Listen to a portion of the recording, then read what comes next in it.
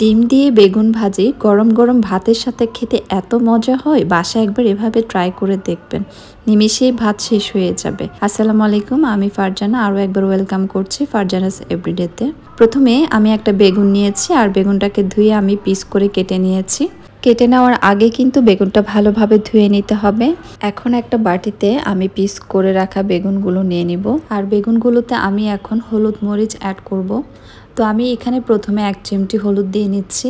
আমি এখানে শুকনো মরিচের সাথে রসুন বেটে নিয়েছিলাম, হাফ চামচের মতো ওটা দিয়ে নিচ্ছি, এতে করে টেস্টটা একটু ভালো আসে। আপনারা চাইলে এটা স্কিপ করতে পারেন, এর বদলে আপনারা লাল গুঁড়ো মরিচটা ইউজ করতে পারেন। আর এখানে আমি 1 চিমটি লবণ আর একটু লাল মরিচের গুঁড়ো ইউজ করেছি। এখন আমি এটাকে ভালোভাবে মেখে নিব।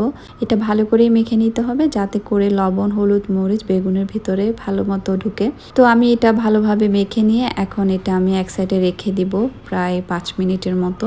নর্মালি এভাবে বেগুন ভাজি করে নেওয়া যায়, বাট এখন আমি যে মিশ্রণটা রেডি করব এটা দিয়ে বেগুন ভাজি করলে অনেক বেশি মজা হয়। তো আমি এখানে 2টো ডিম নিয়েছি আর ডিমটাকে আমি ভালো মতো ফেটে নিচ্ছি।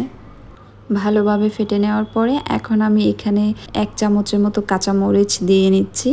কাঁচামরিচটাকে কুচি করে দিতে হবে, আর একটু সামান্য পেঁয়াজ, সামান্য ধনিয়া পাতা দিয়ে আমি আবারও ভালোভাবে ডিমের সাথে এটা মিক্স করে নিব। ডিমের সাথে মিক্স করে নেওয়া হয়ে গেলে এখন আমি এখানে স্বাদ মতো 1 চিমটি লবণ দিয়ে নিয়েছি। আপনারা আপনাদের স্বাদ মতো লবণ অ্যাড করবেন। যেহেতু আমি বেগুনে লবণ দিয়েছিলাম, তাই আমি এখানে অল্প পরিমাণে ইউজ করেছি। এখন একটা ফ্রাই প্যানে আমি তেল দিয়ে তেলটা গরম করে নিব। প্রথমে তেলটা একটু সামান্য পরিমাণে দিতে হবে। তো আমি এখন তেল গরম হয়ে আসার পরে বেগুনগুলো একটা একটা করে দিয়ে নিচ্ছি। বেগুনটা খুব বেশি ফ্রাই করা যাবে না, 2-1 বার উল্টিয়ে পাল্টিয়ে দিয়ে কিন্তু বেগুনটা নামিয়ে ফেলতে হবে। এখন আমি সবগুলো বেগুন একটা একটা করে দিয়ে নিচ্ছি, আর কিছুক্ষণ আমি এভাবে রেখে দেন আমি উল্টিয়ে দিব। তো উল্টিয়ে দেওয়ার পরে আবারও কিছুক্ষণ রেখে দিব। এই অবস্থায় আগুন মিডিয়াম টু লো হিটে রাখতে হবে, এতে করে বেগুনের ভিতরে মশলাগুলো ভালোভাবে ঢুকবে। আমি আরও একবার এই বেগুনগুলোকে উল্টিয়ে দিব, দেন আমি একটা বাটিতে বেগুনগুলোকে নিয়ে নিব। তো এই সময় পর্যন্ত আমি কিছুক্ষণ অপেক্ষা করছি আর বেগুনগুলোকে আমি উল্টিয়ে দিচ্ছি। এখন আমি সবগুলো বেগুনকে একটা বাটিতে তুলে নিব। বেগুনটা খুব বেশিক্ষণ চুলায় রাখা যাবে না, 2-1 বার উল্টিয়ে কিন্তু নিয়ে ফেলতে হবে। এখন সেম ফ্রাই প্যানে আমি আবারও তেল দিয়ে নিচ্ছি। এই জায়গায় তেলটা একটু বেশি ইউজ করতে হবে। তেলটা ভালো মতো গরম হয়ে আসা পর্যন্ত আমি ডিমের যে মিশ্রণটা রেডি করে রেখেছিলাম দেখতেই পাচ্ছেন। এখন আমি সবগুলো বেগুনকে একটা একটা করে ডিমের এই মিশ্রণের সাথে ভালোভাবে মিক্স করে নিব। ডিমের সাথে বেগুনটাকে ভালো মতো মিক্স করে নিয়ে আমি গরম তেলের মধ্যে দিয়ে নিচ্ছি। একটা একটা করে সবগুলো বেগুনই কিন্তু ভালো মতো ডিমের সাথে মিক্স করে গরম তেলে দিয়ে দিতে হবে।